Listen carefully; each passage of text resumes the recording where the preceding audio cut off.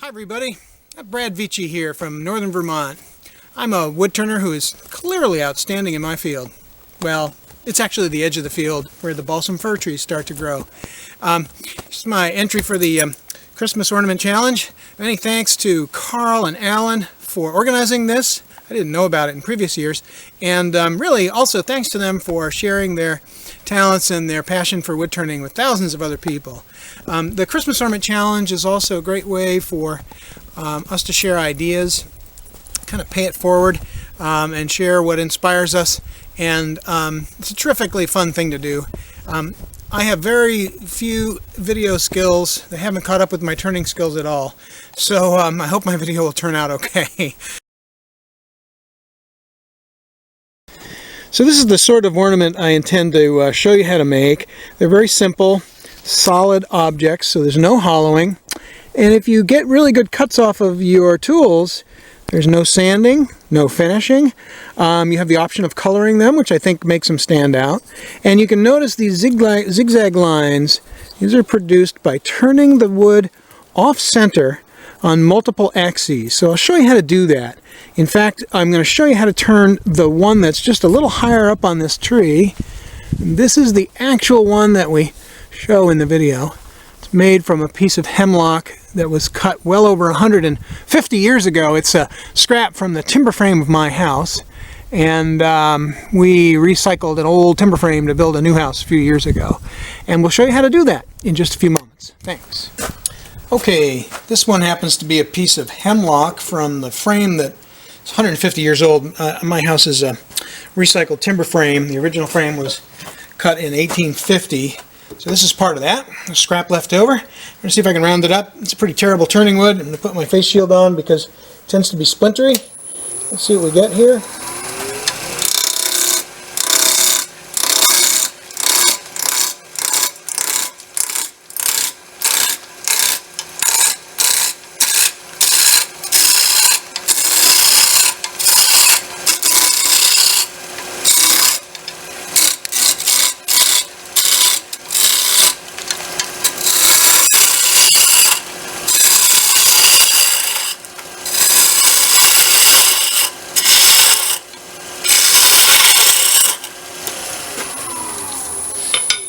We can look and see what we have for cracks. It looks like it might work out, so I'm going to dress it up a little more by moving the tool rest in, and I'll continue to cut.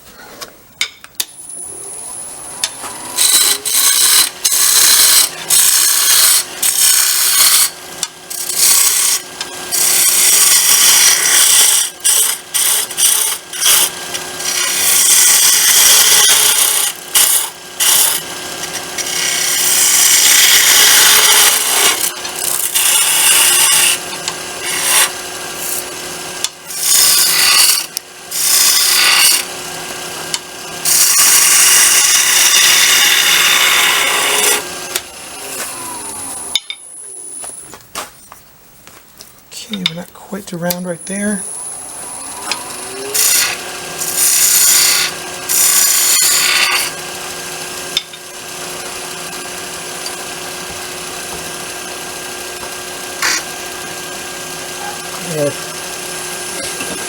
Try to take a good clean cut across the end grain. You can really see what we've got.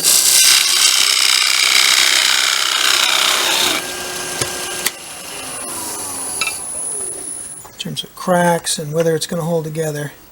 And there's a few places where ants or bugs have gotten in there, but that's okay. That's fine. Okay, good.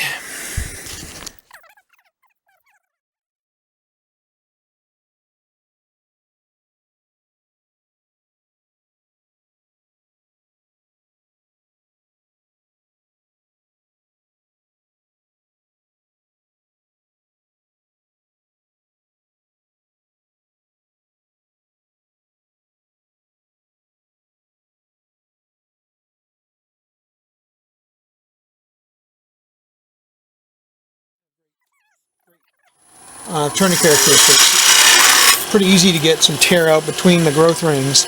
Let's see if I can get a cleaner cut here. And ultimately, we're going to cut away all this stuff. This is where the trunk of my tree is. But this is hemlock, and it's really old, extremely dry hemlock. It has a tendency to really chip. So I'm going to go in here and power my way in, and then I'm going to try to take a really careful cut to clean it up. And with those basswood pieces, I could go to a really small stem. It's a very, it's a really fine-grained piece of wood that would hold up well. With this stuff, not so much.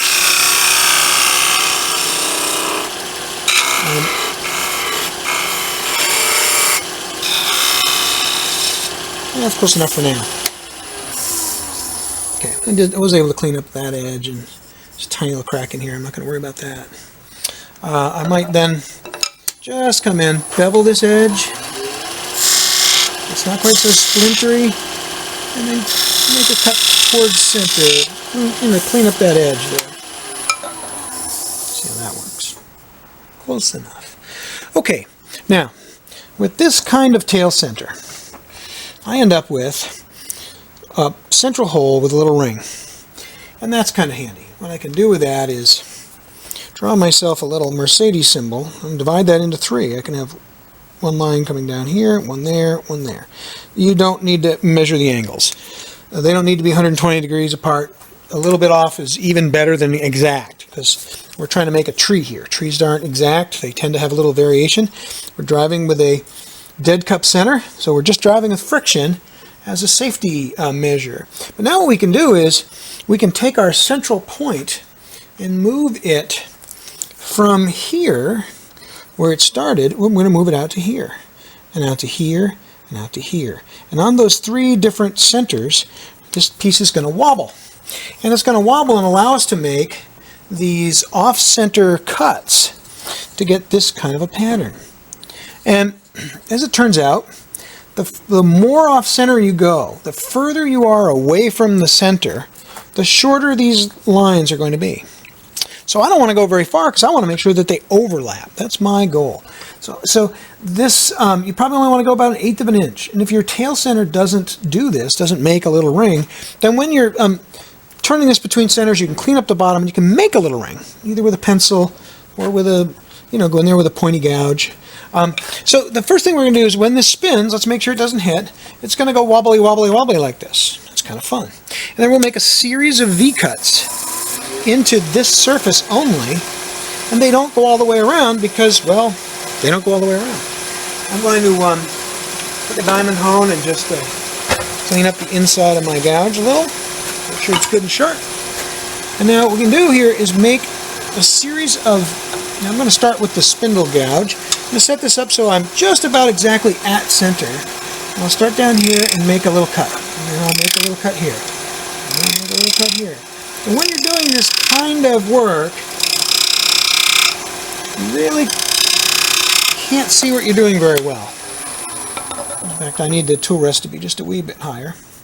But you're making this interrupted cut, and instead of looking here, you've got to look up here at what woodturners tend to call the horizon, so that when it's shaking like that, you can see the profile develop against the background. It's handy to have a dark colored background. And I'll go up, 1/2 inch, 5/8 of an inch, and I'll make another cut. And I've got to be pretty careful about the angle that at which I make these cuts, or I can get a lot of splintering and tear out. This isn't desirable. They don't want to be so deep that the cut goes all the way around either. So it's a little tough to see what you're doing. This is a good skill builder. Okay? And then another one here. And just like making a V-cut in a round piece of wood that isn't shaking back and forth, you need to carefully get your bevel to cut down those sides at just the right angle. Get a nice clean cut.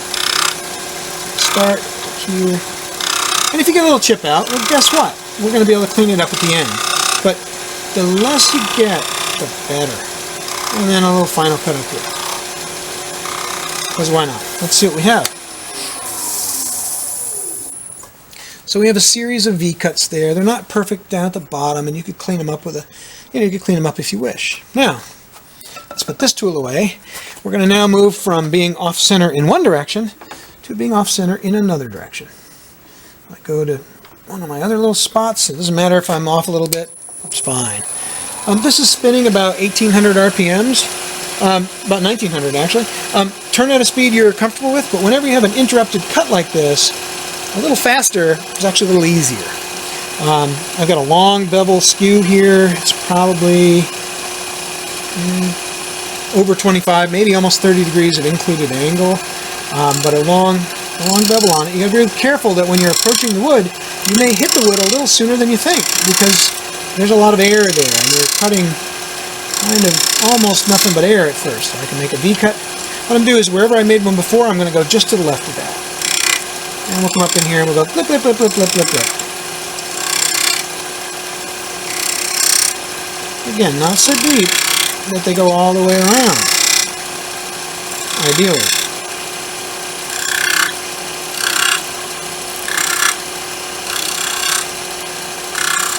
A lot of people like the tool rest higher than this when they're doing spindle cutting, which is just great. It'll work fine. With a spindle gouge that has a long, pointy bevel, getting the height so that you can cut directly at center will help you avoid problems.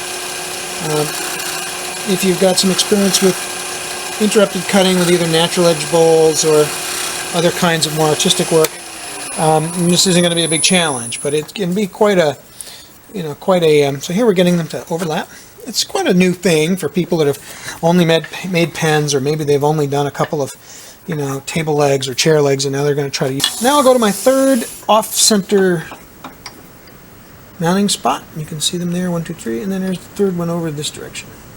And I like to sometimes go a little less than the distance that is indicated, because, the longer, you get a longer slice here if you're not so far off center. And now it gets a little busy, so I made 2 here, and then there's a space. So I'm going to try to go in between.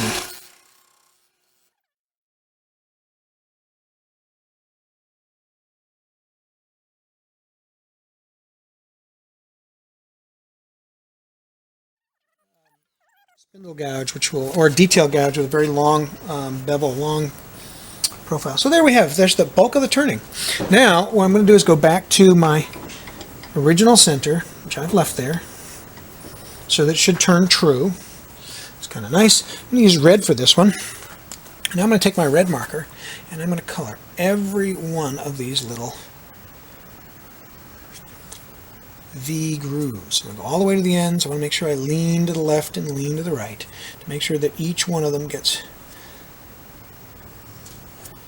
colored adequately, and I can make a little bit of a mess here. If I mess up and go a little too far and get some red ink up here, it won't hurt a thing.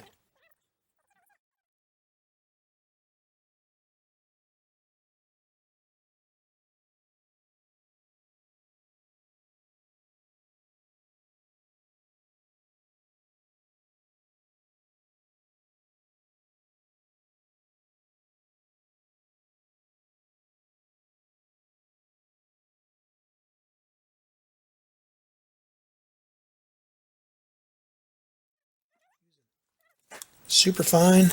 This one's 9 microns, I think. Oops, sharp enough to cut my finger if I'm not paying attention. And then what we're going to do is make one final pass to clean this up. Tool on the rest, bring it up, raise the handle until it begins to cut, and then make a final clean-up cut all the way down.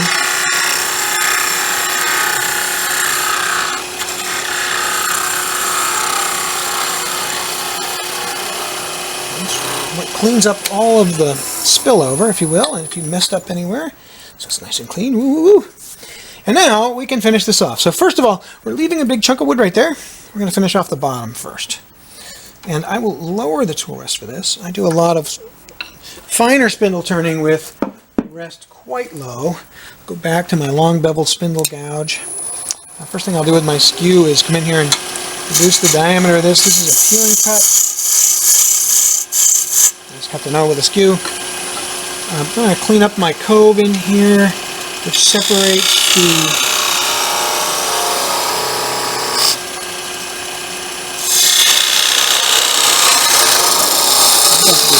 fairly small diameter. I'm scraping there. Now I'm going to come across here and get as nice a cut as I can.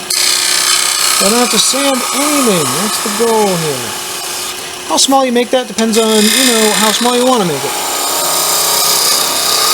But you certainly can go for 1/4 of an inch or so if that's what's interesting to you. If reaching into a deep cove like this is not much fun, make it larger. It's a good thing to work on as your skills develop. That's fine. I'm going to bevel this side. I'm cutting from large diameter to small, going downhill. I'm going to use, let's say if I only had a spindle gouge, and I would use this to clean up this grain here. And then I don't want it to be that thick, so I'm going to go in here and remove stuff that I don't want. And that actually looks a little large to me, so I'm going to come in here and make it smaller.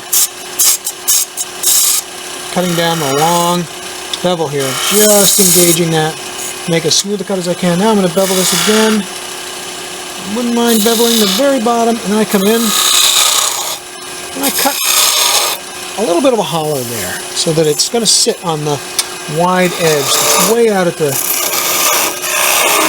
here on this edge. It'll sit here. Whoops, it would have sat there if I didn't chip it. So now I got to come in here and fix that little chip.